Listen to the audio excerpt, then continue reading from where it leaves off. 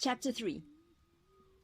That night, as he got ready for bed and Contentment came to say good night, Seeker asked, "Mom, will you tell me again what the king did for us?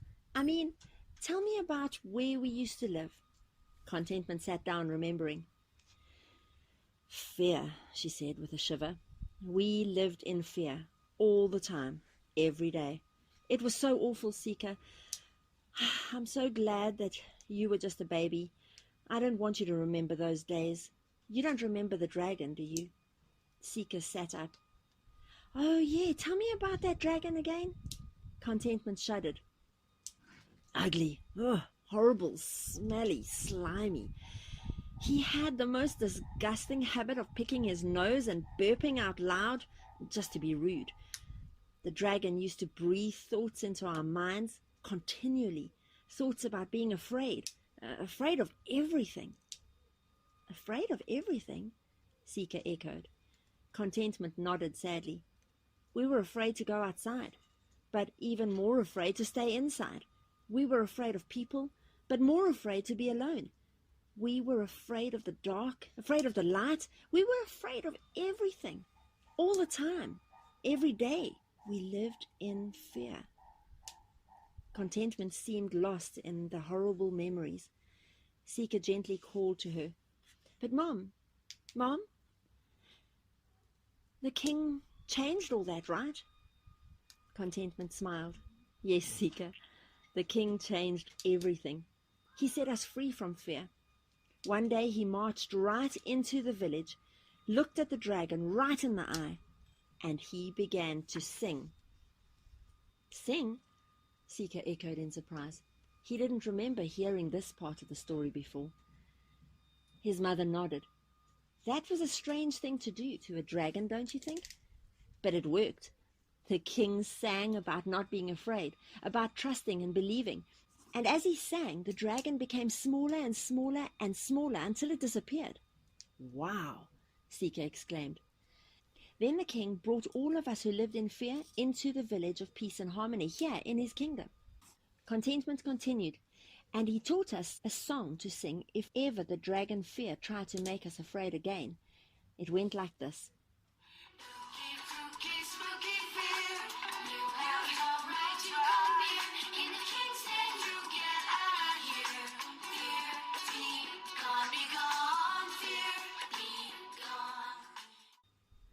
Seeker was impressed. "In the king's name, you get out of here." "Wow. If you say that, then the dragon fear goes away?" His mother nodded. "If you say that, then every dragon has to go away. The king's name is a powerful weapon, and when you use his name against dragons, they know they are in big trouble." Contentment put her arm around Seeker's shoulders. "Seeker, I'm so glad we talked about all this. I need to remember what the king did for us. I've been far too content with life here in peace and harmony. I need to be more of a seeker." Seeker smiled back at his mother. Then he paused and he said, "Mom, remember how the king winked at me today at the celebration?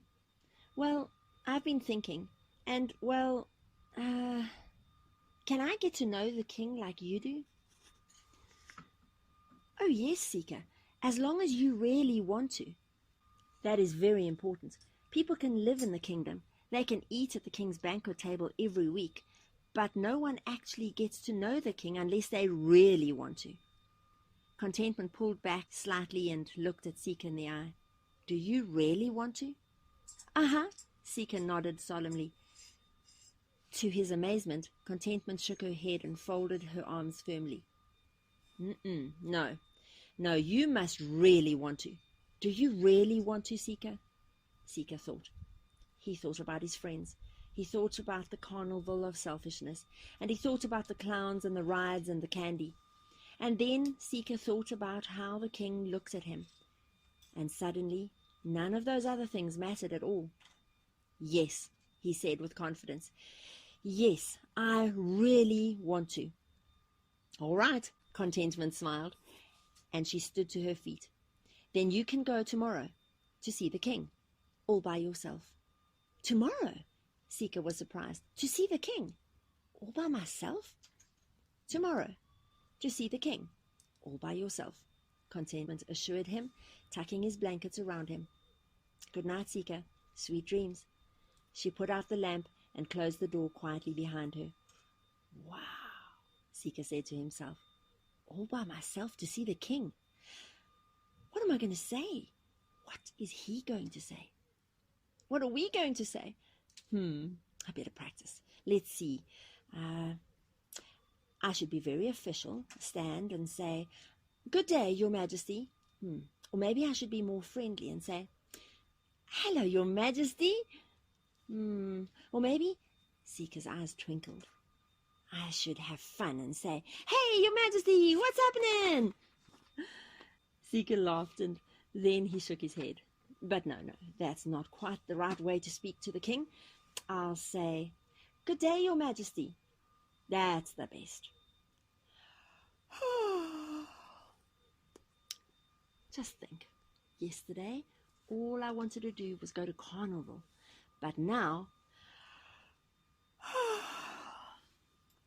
I want to know the king.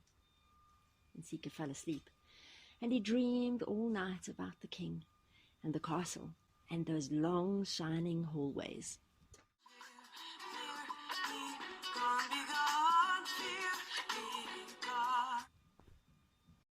Chapter 4. The next morning, when the rooster crowed, Seeker jumped out of bed, got dressed, ran down the stairs, ate his breakfast, headed for the door, and his mother was standing there, smiling and holding his toothbrush. "Oops, forgot about my teeth." Seeker quickly brushed his teeth and gave his mother a big hug. "Bye, Mom. I'm going to see the king." "All by yourself," Contentment said with a smile. Seeker ran through the streets of peace and harmony towards the castle, but then, the closer he got to the straight and narrow path, the less confident Seeker began to feel. He slowed down to a walk. "I'm going to see the king," he gulped, and walked even more slowly. "All by myself." He stood at the big rock at the base of the hill and looked up at the castle. Wow! The straight and narrow path never used to look quite so straight and quite so narrow, he said, looking at it from different angles. "Well, I'd better practice what I'm going to say. 'Good day, Your Majesty. Good day, Your Majesty. Good day, Your Majesty.'" Seeker straightened his shoulders and took a deep breath. "Okay, here I go." He was just about to start up the path when suddenly he heard the voices of his friends, Hope So, No So, and Yes, Giggles, Gladness, and Glee, Dawdle and Slow, and Doodle and Do. As usual, Seeker's friends were with some of the carnival clowns. They all came running towards him, happily singing their song. As long as he could remember, Seeker and the other children had sung that song. It was a happy, catchy little tune. It seemed so much fun to have all the candy and fun that they wanted.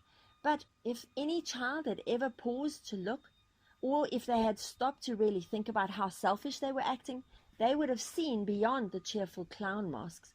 They would have seen right through the disguise to some very wicked dragons hiding underneath the innocent-looking clown costumes. They would have realized that the carnival clowns sang another song when the children weren't looking. It was a nasty little song. Today the clowns whispered among themselves and picked their noses nervously as they watched the village children running towards Seeker. Giggles called out happily, "Hi, Seeker, come on, we're going to the carnival." Are you coming, Seeker?" Dawdle and Slow asked together. "Well, I should hope so," exclaimed Hope So. "I know so," said No So. Yes, of course he is." Yes nodded vigorously. Seeker answered a bit timidly, "Well, no, actually I'm not. I'm not going to carnival today." "What?" his friends cried out loudly. "What?" the clowns cried even louder. They had been listening quietly, but now sprang into action. They pulled out their carnival balloons and candy and made sure that their masks were in place and hurried closer to the children. "Here is some yummy, yummy candy for you kids," they smiled. "And remember, there's more and more and more candy waiting for you at carnival today." The children grabbed handfuls of candy and stuffed their mouths full, but Seeker shook his head and pushed the clowns away. "I don't want any of your candy," he said firmly. The clowns and the children were absolutely shocked. No candy? What's wrong, Seeker? Dawdle and Slow stuttered. Are you sick or something? Yes, Seeker felt courage fill his heart. I am sick of that carnival. Sometimes those rides make my head hurt, and sometimes my stomach feels sick. The children responded, but the candy tastes dandy. We don't think there can be anything better than it. Seeker squared his shoulders and responded, well, I think there could be, and I want to find out. I'm going to see the king, all by myself. You what? The children cried, bewildered. You what? The clowns echoed. At the very mention of the king, their bodies began to tremble, and they started to nervously pick their noses, which is quite difficult to do while you're wearing a mask. Dawdle and Slow spoke up again. Come on, Seeker. We just had to go to that boring celebration yesterday. Yeah, agreed Hope So. Come on, Seeker. What's wrong with you? Nothing's wrong with me, Seeker tried to explain. I'm just starting to realize that the kingdom is better than carnival. I'm going to see the king. Seeker turned away from his friends, away from the carnival clowns, and started towards the castle once again. But then, from beside the path, one of the clowns stuck his foot in the pathway and tripped Seeker, making him fall down. What a nasty fool! Why don't you just sit down here and have a bit of candy to help you feel better? The clown motioned to another clown, who quickly offered Seeker some especially tasty candy. I don't want your candy, he cried, pushing the candy away. As Seeker pushed, the clown was caught off balance and fell backwards onto the ground, and as he fell, the clown mask shifted over to one side, and Seeker saw the dark and slimy ugliness underneath the mask, before the clown quickly set it back onto his face. Dragon! Shouted Seeker. You aren't a clown after all. You're a dragon. Seeker turned towards the other clown. You! Seeker cried. You're another dragon. The children all huddled together, surprised by Seeker's burst of anger. Giggles was the first to speak.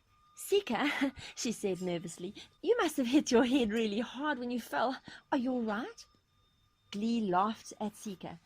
Seeker, come on. There aren't any dragons this close to the kingdom. These are just clowns, that's all. Just clowns. The clowns waved and spoke in candy-coated voices. That's right, boys and girls. We're just sweet little clowns. Seeker shook his head. Dragons, he repeated. They're all dragons, and all you kids better get away from them. Gladness took one of the clowns by the hand and laughed.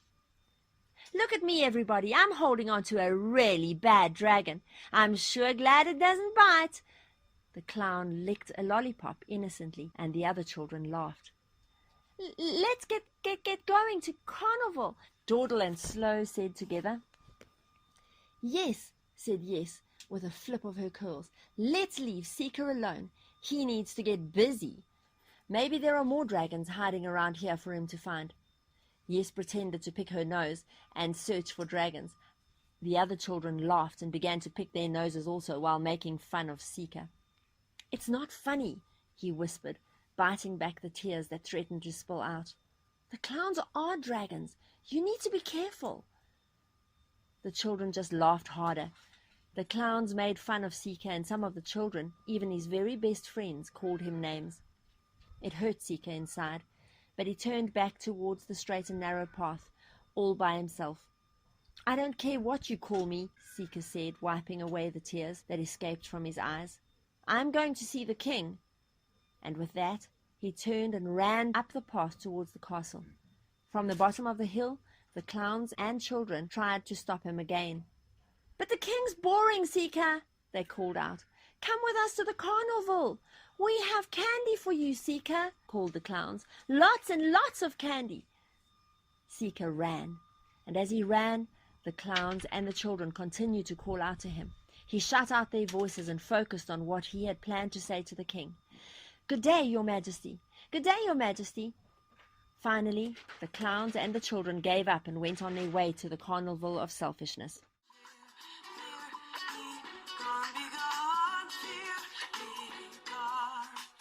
I really want to encourage you all to buy your own copy of this incredible story. It is available on Amazon. It's also available on Audible as a beautifully read book by Diane Layton herself.